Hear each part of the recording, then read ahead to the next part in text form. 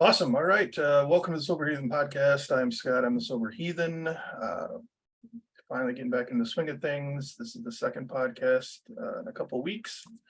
So looking forward to this. Today I have Lindsay. She's got all kinds of stuff going on. She's a certified counselor in addiction. She's got a website, a blog. She talks about all kinds of things, but I'll let her tell you more about that.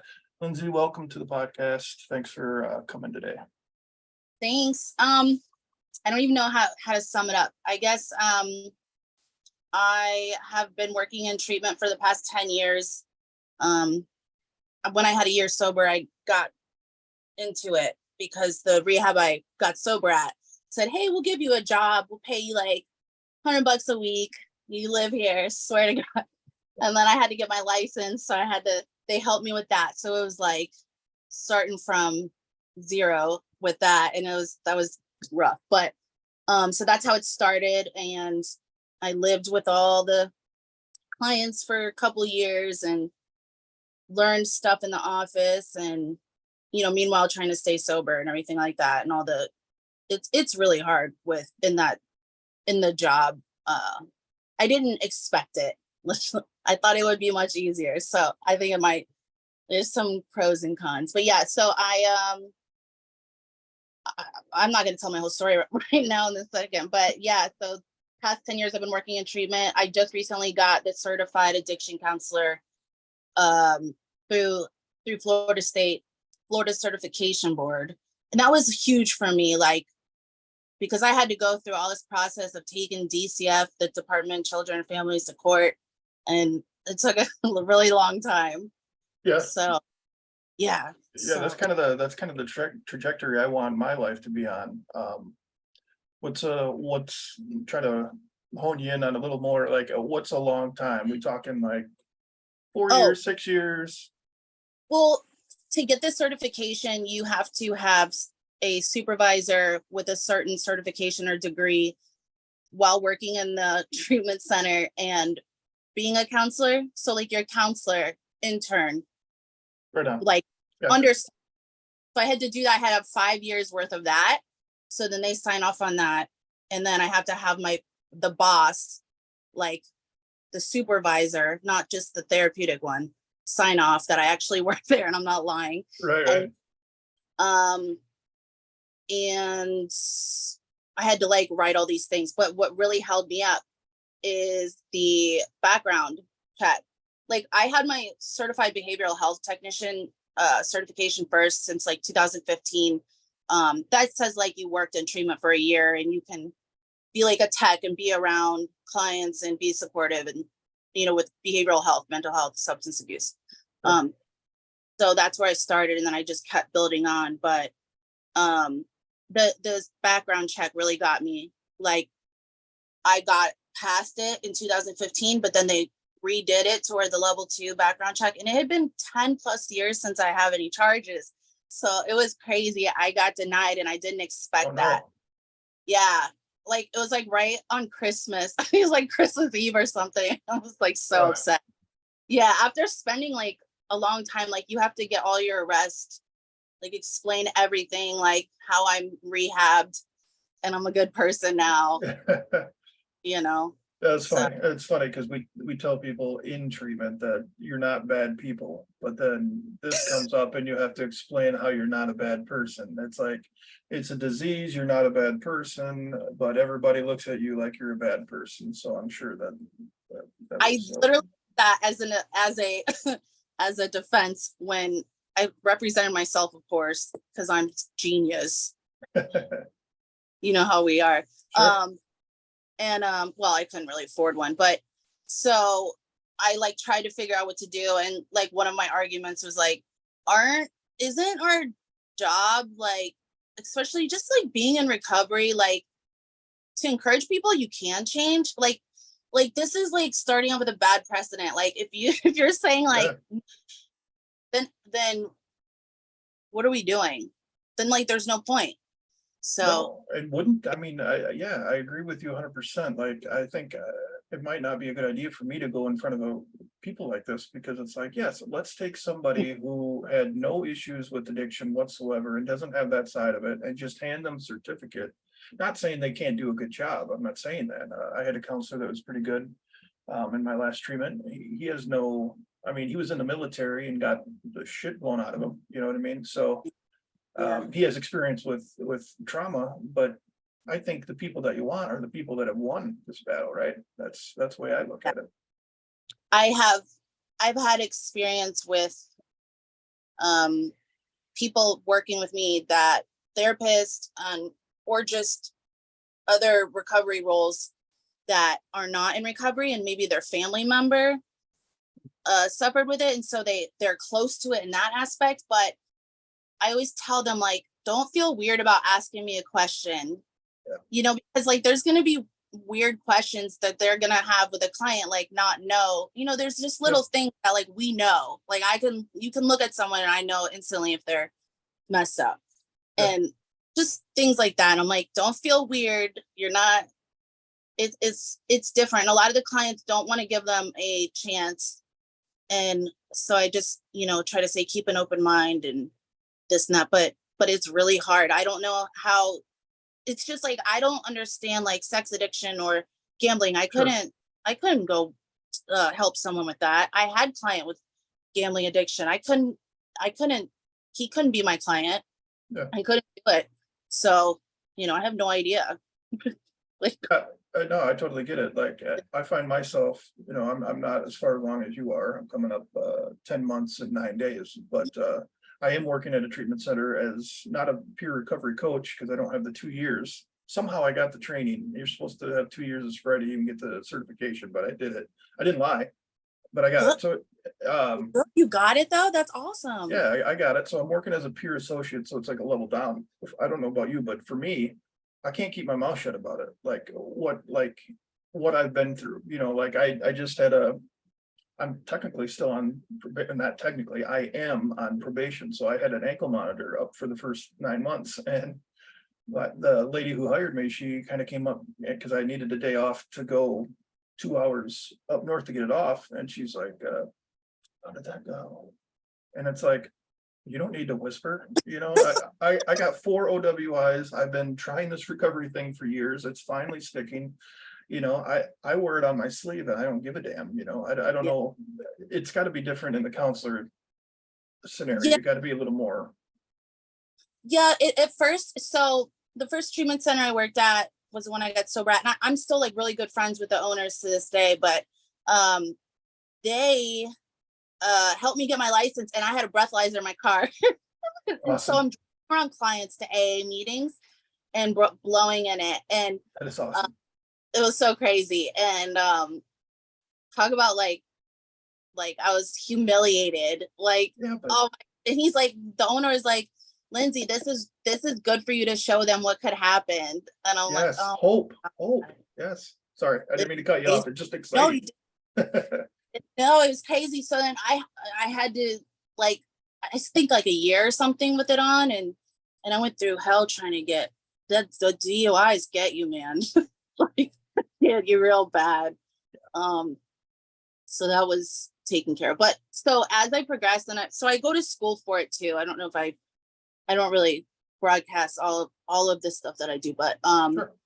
I'm in school for counseling, and I got my addiction one, like a specialty addiction. It was like a year long, and then I got put into the bachelor's for healthcare administration, blah, blah, blah. And so the counseling classes are wild because I'm learning stuff like I had no freaking idea. And I'm like telling the teacher, like, man, I was like, this shit, like, this is like all this stuff, like, like what a therapist does. And I'm like, this so new. It's so not what I thought it was. It's so but you know what? in my job now, I'll disclose like if I'm in recovery. Sure. Certain times like certain treatment centers I've worked at, they don't necessarily, because like ethically you're not supposed to unless it could be of benefit to the client, which it is usually benefit to the client. Yeah. So it's just kind of silly, but yeah, I usually tell them. Yeah, I mean, I get that. I get why you shouldn't do it in certain circumstances. So that's maybe why I'll just stay a peer recovery coach and do a podcast for the rest of my life, because I think you talk about it. yeah, I mean, it's street cred. In this job that I have now, I sat in with a domestic violence group, a bunch of guys that are going through that program now. Wow. And they, she introduced me as, a mentor or whatever. And one of the guys' first question was, "So have you been through domestic violence and this stuff?" And I was like, "Nope, I haven't. But I got 4 OWIs and I've been to jail a lot." And oh, okay, all right.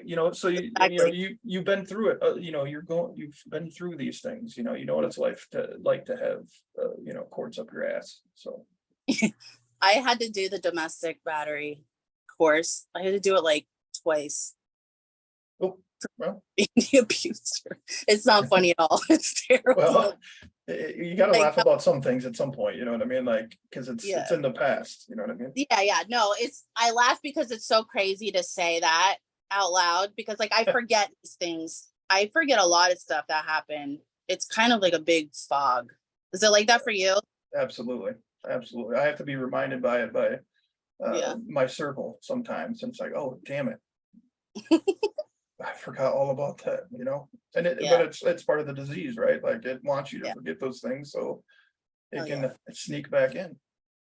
Yeah, it's exactly what it is. And I know when I'm starting to get off balance, I try to tell all my clients this too, because I can feel myself not connected and connected to whatever. It doesn't matter. If you feel it, like I'm not doing all my stuff I need to do every day to stay on top of it. And I start feeling like sick spiritually.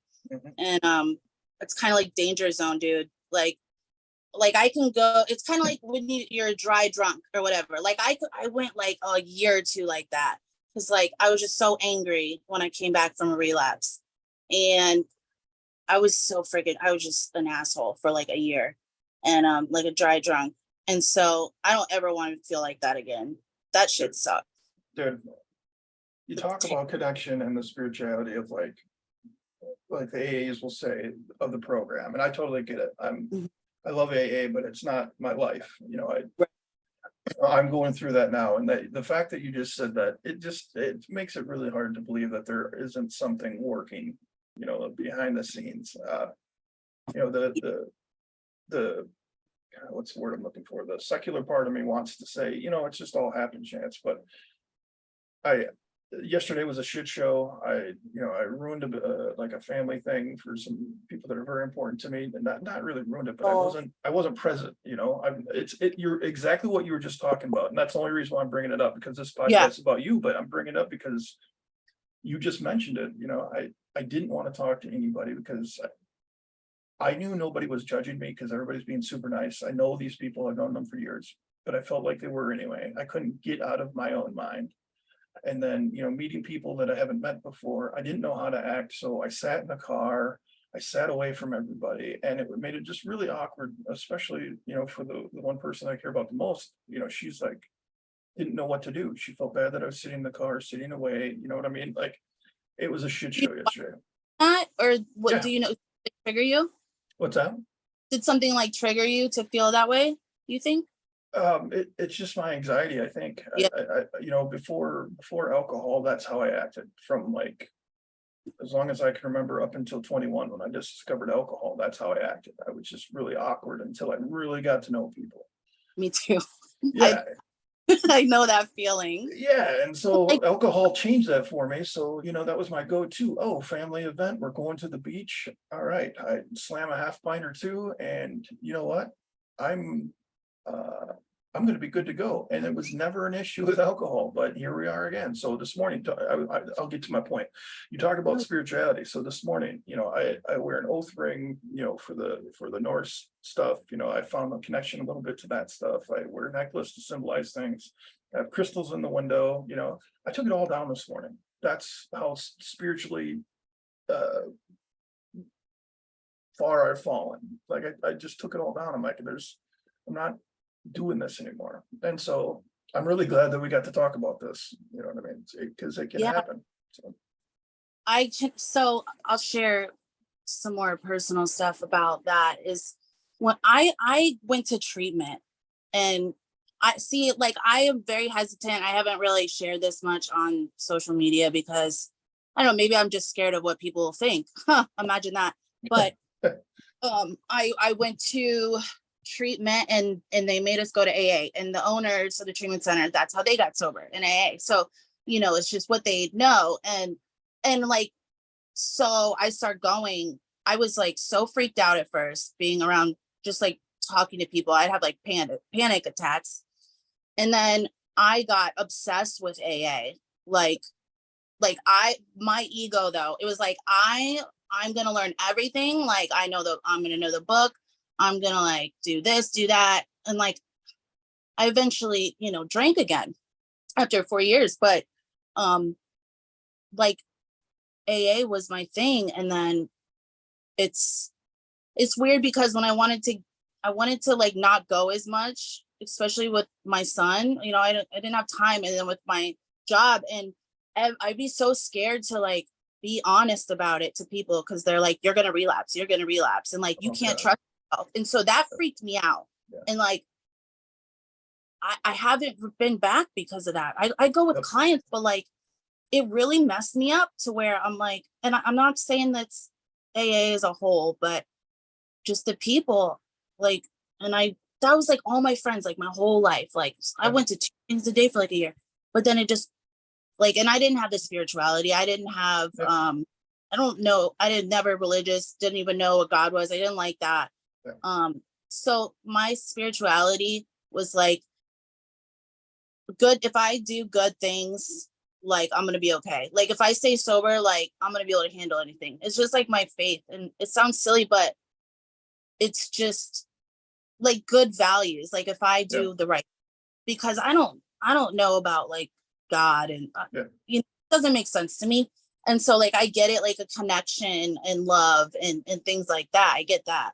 And so, but that's hard, like to tell us that it's like not tangible, and I don't like that. Yeah, and I totally everything you say I agree with. And that's what turns me off from the AA groups. And you see it on Twitter too, these AA guys get in there, and the one guy's got like 20,000 followers. I won't say his name, but he gets on, he's just got, See me argue with them. yeah, well, I try not to, but and I try to be nice. I try to kill him with kindness, but he comes with so much like authority and superiority and ego. And it's like, do you even read your book? I mean, have you ever read anything that Bill W. wrote and talked about ego and getting rid of it? But I'm the same way too. I have the steps memorized. I've done podcasts on them. I break them down so other people can feel it. The religion thing drives me nuts. I don't like it, and that's just how I am. So, they have all these acronyms in A. They love acronyms, and so think of GOD as good orderly direction, group of drunks. Well, I made one for my own, and I think it kind of goes with what you were saying. My GOD is good observable decisions. So like you said, you do the next right thing, and when people start to observe those things, that's when the change happens, because our word is shit. My word is shit, you know what I mean? Like, Oh, so once they start to see me, go ahead. I like that a lot. Yeah, I think it fits me and it works for me. Yeah. That's awesome. I actually had a client come in. I do the monitoring for the drug test right now, and then I'll have my office and be able to do the mentoring thing. But just get to talking a little bit, and I told him, I don't know how it came up, but he brought up like God or whatever, and I'm like, what? I got to tell you what was told to me when I went to treatment to drop the rock. Apparently, there's a book out there, and I'm yet to read it. But anyway, let that go. And think of it this way. And I told him the group of drunks, good orderly direction. I said the one, and I told him what I use. And he's like, wow, that's really good. He's like writing it down. It's really I'm literally fun. writing it down right now. That's so funny. Yeah, no, that's the shit that the clients need to hear. Yeah. Like they need to hear, they don't need to hear like people spouting off stuff. That's the thing too. So I'm of like two minds sometimes, and I swear it's really weird because I can go and I know the answer of like, if I'm arguing, if I got my AA mind to where like, it's in the book, it's this way, it's that way, blah, blah, blah, blah. Like I could like, and I hear it in my head and I know what it is. And it sounds really good, right? Like I could do, and then I have me that's like, dude, shut up. Like it's like really weird sometimes. And I really it's like almost like a fight, between the two. And I've been trying not to, to not have that come up. I think it's just ego. Yeah. Because it's like, who the fuck says that my way? Like, oh, it's like, you know what you're talking about. Like, no, not everybody stays sober. It's a really low success rate. It's like, and so there's a lot of other things. And it's like, I don't knock anybody that does it because I did it. And I know that the power of it and it changed my life. But like, I don't like the shaming for people that don't, because I don't do it anymore. I'm actually, I don't know if it's just time or whatever, I'm doing better because I got into trouble into the rooms with the boys and, what everybody wants to go to dinner every night. Cause I was 24 when I first got sober. So like, I didn't have a job.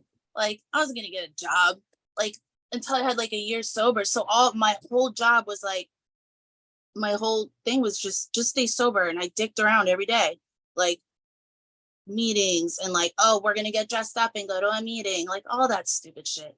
But it kept me sober for a while. But after a while, it's like, dude, I like need to have a life. And like, I can't hide out in the rooms. And I was hiding out in the rooms and I didn't trust myself.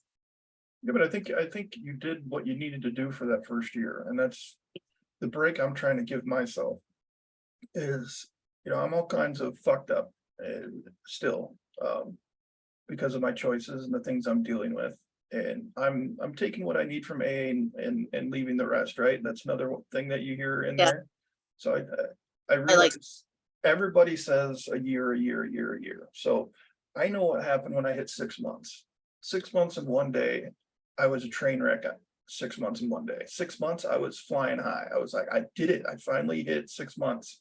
This is amazing. And then the next week in the week month 7 was a complete shit show.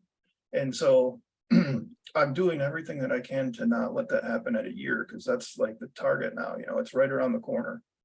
And I failed enough to understand, that that's always a possibility. But I completely lost my train of thought. Oh, you were saying that you did all that for a year. You did what you had to do to get that year underneath of you, and then you kept going. Yeah, and that's kind of like what you're talking about. Like, I think that it's good that you have like a little bit of fear, I think, and I feel like that's like the honesty and you willing to say like, hey, I'm kind of fucking scared. Or, I don't know what's gonna happen, because after 6 months, I was in this negative headspace. So you're just like watching your own ass, and that's smart. You're holding yourself accountable, and then you can tell others, like you just told me, and, everybody who's watching this, that helps them. And it's like the accountability, like once I get it out, like I got to be accountable to it. And so I won't tell people stuff and keep secrets if I don't want to be held accountable for it. And I actually do something about it. So once I like share about it, like I'm struggling, and that's still hard. And like, so that's why like on Twitter, I will share stuff that is like, I don't know if it seems personal or what. I don't even know it's personal anymore. Like when I'm struggling because I don't want to, and I hate it. I don't want to do it, but like there's something about it that it's like the ego, it's something I got to do, because otherwise it's like I don't want anybody to help me. Like, what are you going to tell me, and that's where my mind goes. Like, I know everything, dude. And that's what got me to relapse. So I don't ever want to go back to that. And I see people, a year, 2 years sober, and I saw this a lot in the rooms, and and I did it too. Like, it's like a year, you're like getting things good, and you're on that pink cloud or whatever the hell you want to call it. Just think things are good. You're changing your life around, and then real life happens, and they don't know what the hell to do. And it's like, now I experienced that, of relapsing and coming back, and it's, I just, it's hard to say. It's like, gotta watch your ass. Like, after a year, it's like we think we know everything, man. Yeah. Like, everything. And then all of a sudden something happens and we're like, boom. And so that, it's just like the ego of it. I see it now and I'm just like, I'm not going to tell them like, hey, you're going to fall on your ass. I mean, if they don't want to hear it, but Yeah. you got to go through what you got to go through, You do. You know what I mean? Like, I spent that time in treatment in 2022, I was like at 200 and some odd days. And then all of a sudden my time was up at treatment. I was living in my truck, and it took being passed out drunk in my truck like 48 hours after I left treatment to get OWI4. Damn. It's like, you literally have to go through everything I have to go to. And what's terribly unfortunate is that some people don't make it that far, but we can't do anything about that. That's why I think too, and not to pick on AA too much, but when you got the guys that come in there and they've done it this way, and this is how my sponsor did it, and that's how his sponsor did it, and this is the only way. Right. That's a lie. I mean,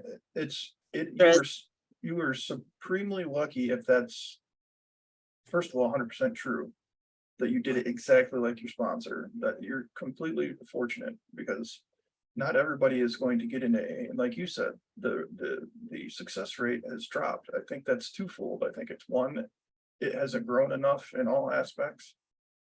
Since it's almost 100 years old now, it needs to evolve with the times. I think the first 164 pages are fine. I don't think they need to be changed, but you need to read it with an open mind as to, as opposed to, because it says different things, you'll always be an alcoholic, but we have recovered. So what the fuck is it? Well, that's where you sit down and you have a conversation about it.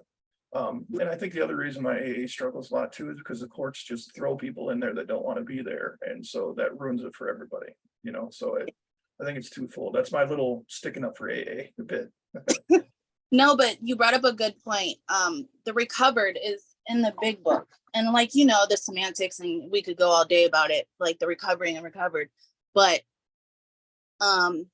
I don't, it's not really jiving with me anymore about identifying as like an alcoholic. And I don't know why. It just started happening to where I think I was dating a normie, they're not normal at all, right? No, but no. Addicts like us, or have been addicts. And I literally, I thought like I was weird and like I'm broken and there's something wrong with me. And I thought that for a while. And one day I realized that I'm like, damn, like I'm putting myself in like a lower category, like this separate category. And I'm like thinking of myself, it's because I'm an addict. It's because I'm an addict. I'll always be this way. I'll with that, and not use it as an excuse, but just, it was so much in my head to where, no, I'm different. I'm an addict. And I couldn't really like integrate with normies, with people. And I was like in my bubble and like scared. Like, and I still I have bad social anxiety, or I don't know, whatever you want to call it, PTSD. I don't know, like if it's from being locked up or what, but just like I'm triggered easily with like sounds and people scaring the shit out of me. So just little like that, but I forgot what I was going with that. It's just the recovered from a seemingly hopeless state of mind and body, someone told me. And like I could dig that. Like I can go with that. But at a second's notice, like I could relapse. So what is it? I don't know. I don't know. And I think those three words are the most important words that people can say in a meeting is, I don't know. Or in life, really. Like, Mhm. the people that I have a problem with, they don't know how to say that. Like, it's kind of Yeah. ironic, that you know everything about the big book and you're posting all these, videos and you're quoting the big book. Just say, I don't know. This is what worked for me. You keep failing, so I don't know what to tell you.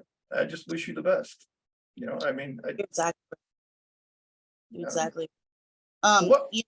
The longer I'm sober, the more I realize I don't know shit. Like, Yeah, and people kind of like look at me crazy for saying that. Like, they're like, no, well, it's this, it's that, this is what you do. It's like, I know all that. I know all that. Well, like, since I've gone through different experiences and I've been working in treatment for 10 years, like I've seen all sorts of shit. And it's like, I feel like I know less than I I ever did. Like the longer I go on, like I don't fucking know. Like, I'll be like a client will be talking to me. I'm like, this shit. I'm like, girl, I don't know. I'm like, I get it. I feel like that too. yeah, I don't know. This shit's crazy. Like yeah. the addict's mind. It is, and I don't think I can do anything else with my life. I don't think I can go be like take a normie job. And I like Me, that term. I just used it the other day on one of the social media platforms, like being surrounded by normies. It's like, please put me in a room with alcoholics and addicts so I can feel normal. You know what I mean? Um, I have to work in this thing, I mean, I would love to sit and talk to people in recovery or in it. I mean, I've had people on the podcast that were like a week sober, but I do that because they're in it. Their stories need to be heard. They're giving some hell yeah. effort. So I mean, this crap about you can't do this or you can't do that until you have this much time. It's like, dude, fuck that. Give me the people that are in the shit so I remember. It's kind of Yeah. selfish in a way, but that's what I want. No, it's not selfish. And that's the way. It's like if we want to get down to it, and people want to argue about it, it's like, well, technically, Bill, and Bob wanted people to go. Bill went through the steps very quickly, like boom, boom, boom, boom, Yeah, like what a couple nights. yeah, So it's the spiritual awakening. Like they have to go through the steps. So it's like literally, you could have a week sober, and technically, maybe they should be taking someone through. I mean, I don't suggest it, but you know what I mean? Like, and another thing too is like a sponsor's only job is to take me through the steps. They're not fucking therapists. I'm so sick of this. yes. Like that is so ego. It's so bad. Like, Yep. don't tell people how to run their life. Yeah. Don't Like give me it's this. Call me before you do anything. I need you to call me in the morning. I need you to call me at night. We're going to do one step a month. Get the fuck off your horse, dude. Seriously, walk them through the steps, give them your interpretation of it, and talk about it. You're just Yeah. connecting. You're two people going through it, working with each other. I completely agree. It's crazy. Yeah, I have clients that can be like, my sponsor said, do this, do that, and I'm like, oh fuck, I know. It's like, of course, and like I dealt with it, but it's like that is just nonsense. Like it doesn't say any of that shit anywhere. Yeah. It's like just appeasing them. Like what are they're like, oh, do this written assignment, do these worksheets. It's not even in the book. So see, there's Right. times where I'm like, you're fucking wrong, and everybody's wrong. And so Right. That's I'm where like, I well, want fuck all of it. And but whatever works. And I've been going to Smart Recovery with one of my clients. I love it, dude. Yep. I It's really good. like it. I Yeah, suggest that. me too. Smart cover is really good. And so is we have a group around here called Pure 360, and they go from like Really? oh shoot, what's the name of the book? Well, anyway, it's Native American. They talk about walking the red road. Oh, The Four Seasons is the name of the book. It's a daily readings book in it, but it's from the Native American. I think it's like Wellbriety, it's called, instead of sobriety. Because my Oh buddy yeah, he would teach all the clients that because he's Indian, or I don't know Native American. What is yeah. the That's all what's right. It's whatever it is. Yeah, well, it says Native American in the book, so we'll just roll with that. Whatever. we're gonna put that. Yeah. But I mean, yeah. He told me, yeah, he said don't say Indian. And I said that, so oh well. It's all about intent. You know what I mean? Like I always worry about that in my podcast when I start talking about things like that. And it's like, if you can't tell that my intent wasn't, you know, Right. it was coming from a good place. If you can't tell that, and you're just, because I used a word that you don't like, you get pissed off. Don't watch my podcast anyway. Report me to YouTube, Twitter, whatever. I don't give a fuck, because No, I my don't give bad. a shit. Yeah, whoops, sorry, and I am sorry if I offend you, but I'm not gonna sit here and well, I better do an hour-long, speech about why that was insensitive to say that. No, dude, I'm trying to be as authentic as possible, and if you come on and say something I don't like, then I'm either gonna be like, I didn't like that, or I'm probably just gonna be like, eh, so what Yeah. are we talking about next, you know? Yeah. Who cares? Yeah. So it's like, yeah, it's like, dude, I don't know. And I don't, the same with clients. Like, I just talk normally, and like, I say stupid shit all the time, every day. Yeah. So when you said, like, when you message me and you're like, I'm not professional, whatever, I was like, oh, good. I can't stand it. Like, I pretend to be professional sometimes, or at least Yeah, look like together. But then once you talk to me, you're like, damn, I don't know. No, I'm just kidding. But yeah, you know, I just want to be authentic, because I don't know, like, I don't want to talk to somebody that's fake. So yeah, like, I don't, why would I be fake anyways?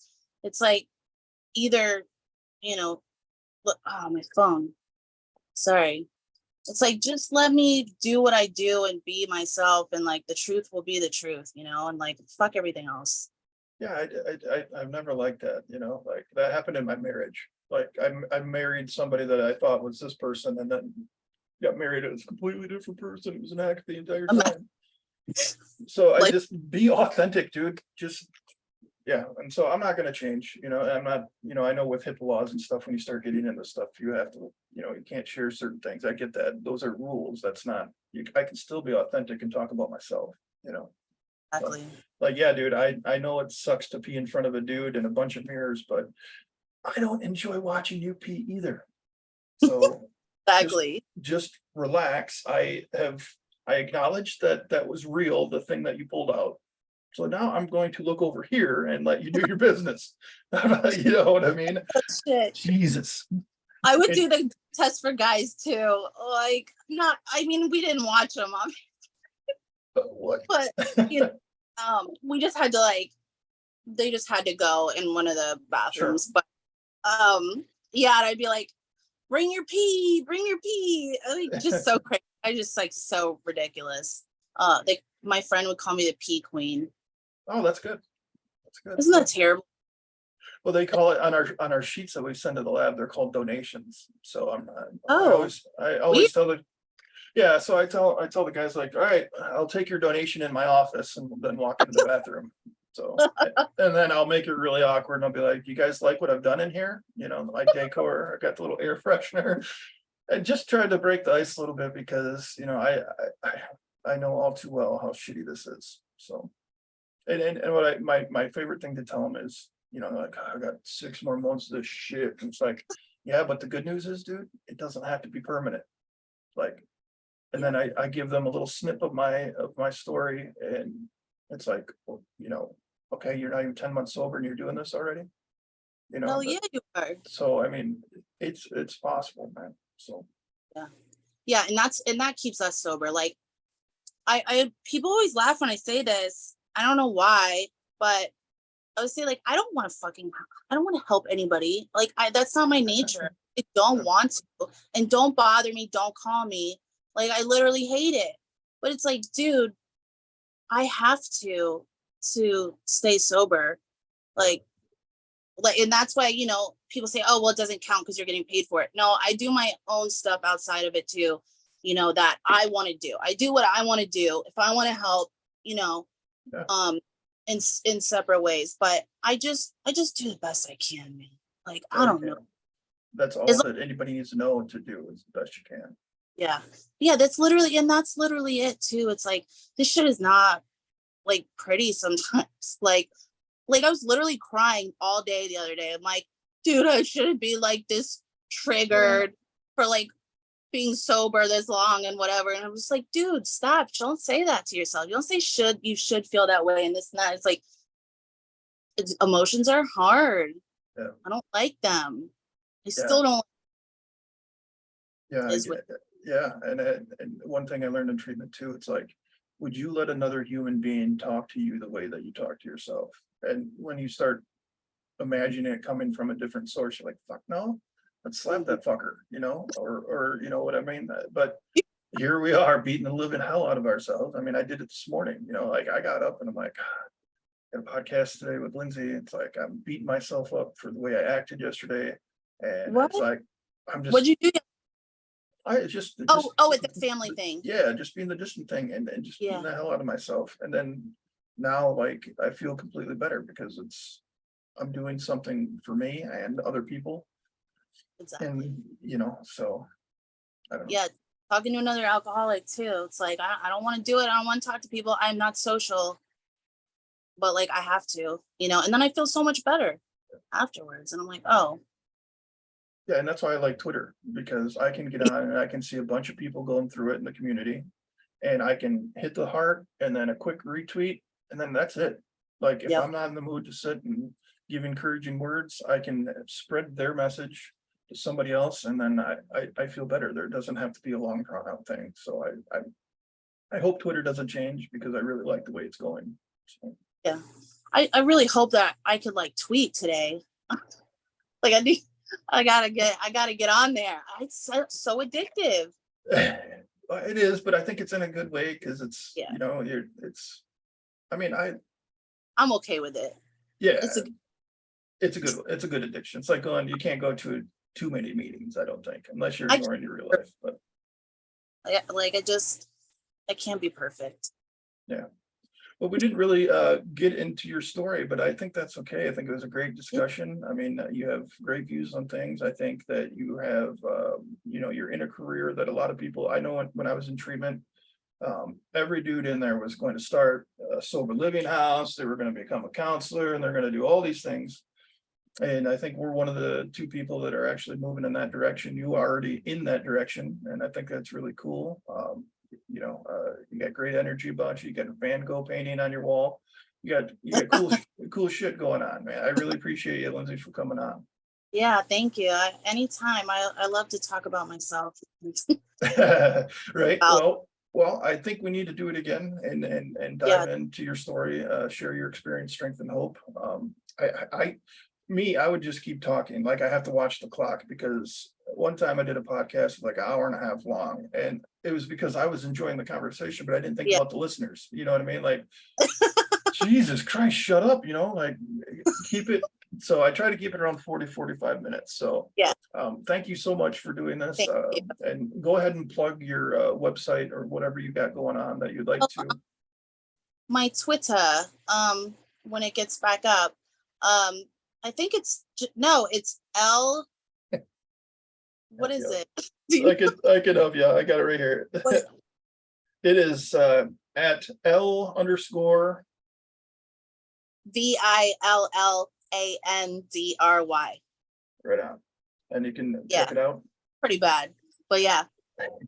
Yeah, well, it wasn't until I discovered the Sober Heathen name, like it just came to me one day. It's like making my username over and over and over again. It's like, oh, this is stupid. This is. But once you find one that works for you, it works. But yeah, I've done it like 3 times. I'm like, I don't know what I don't. So and then the same name at .com for your website, right? Yeah, lindsayvalandry.com.